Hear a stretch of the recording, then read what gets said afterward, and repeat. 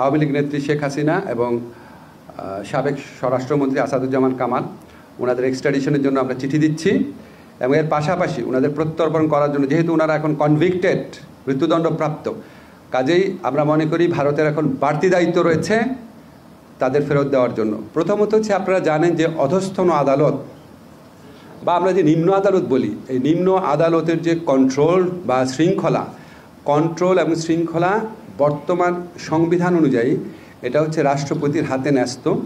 রাষ্ট্রপতির হাতে ন্যস্ত মানে হচ্ছে প্রধানমন্ত্রী পরামর্শক্রমে করেন, প্রধানমন্ত্রীর পক্ষ থেকে আইন মন্ত্রণালয়ের কাজটা করেন। প্রায়োগিকভাবে নিম্ন আদালতের বিচারকদের যে শৃঙ্খলা এবং কন্ট্রোল যে বিধানগুলা, সেটা নিম্ন আদালতের বিচারকদের ক্ষেত্রে এটা আপনার আইন মন্ত্রণালয় করে থাকে সুপ্রিম কোর্টের পরামর্শক্রমে। তো এই অধ্যাদেশ কার্যকরী হওয়ার পর নিম্ন আদালতের বিচারকদের যে কন্ট্রোল বলতে কী বোঝায় এটা বলি। নিম্ন আদালতের বিচারকদের পদায়ন, বদলি, পদোন্নতি, শৃঙ্খলাজনিত বিষয়াদি, ছুটি সংক্রান্ত বিষয়াদি, এমনকি নিম্ন আদালতের বিচারকদের নিয়োগ, কর্মের শর্তাবলী নির্ধারণ, সমস্ত কিছু সুপ্রিম কোর্টের সচিবালয় করবে। আইন মন্ত্রণালয় যেটা করতো এটা সম্পূর্ণভাবে সুপ্রিম কোর্টের সচিবালয়ের হাতে চলে যাবে। বাট এটা কয়েকটা জিনিস খেয়াল রাখবেন। এক নম্বর হচ্ছে, শুধুমাত্র বিচার কাজে নিয়োজিত যারা আছেন সেই বিচারকদের কন্ট্রোল, শৃঙ্খলা এবং ছুটির বিষয়াদি সুপ্রিম কোর্টের সচিবালয়ের হাতে চলে যাবে। কিন্তু অন্য যারা আছেন, বিচার বিভাগে যারা কাজ করেন বিচারক, তারা অন্য কোনো জায়গাতে প্রশাসনিক দায়িত্ব পালন করেন। যেমন ধরেন নির্বাচন কমিশন, দুর্নীতি দমন commission, judicial administration training institute, আইন কমিশন, এই ধরনের প্রতিষ্ঠানে, সরকারি প্রতিষ্ঠানে বিচার বিভাগীয় কর্মকর্তারা, নিম্ন আদালতের বিচারকরা প্রশাসনিক দায়িত্ব পালন করেন।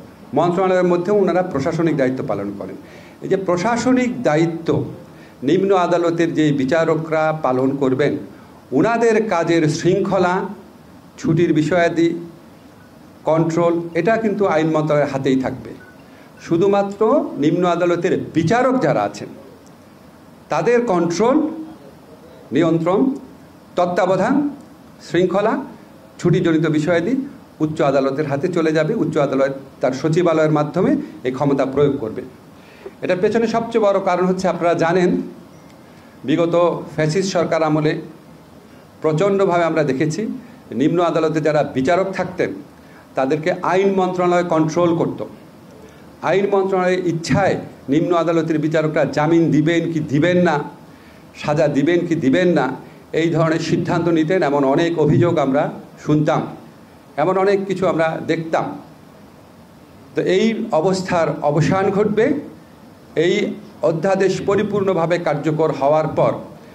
নিম্ন আদালতের বিচারকদের উপর আইন মন্ত্রণালয় তথা সরকারের আর কোনো কন্ট্রোল থাকবে না। সম্পূর্ণভাবে এটা উচ্চ আদালত তার সচিবালয়ের মাধ্যমে বিষয়গুলো দেখাশোনা করবেন। বাট এটা এই মুহূর্তে এখনই কার্যকর হচ্ছে না, কারণ সচিবালয়টা প্রতিষ্ঠা করতে হবে, এটাকে ফাংশনিং করতে হবে।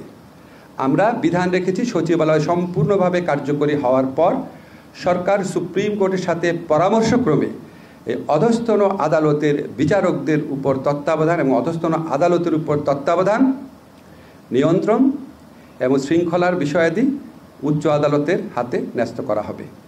আশা করছি আমরা উচ্চ আদালতের সচিবালয় কয়েক মাসের মধ্যে সম্পূর্ণ কার্যকর হয়ে যাবে, গঠন করা হয়ে যাবে।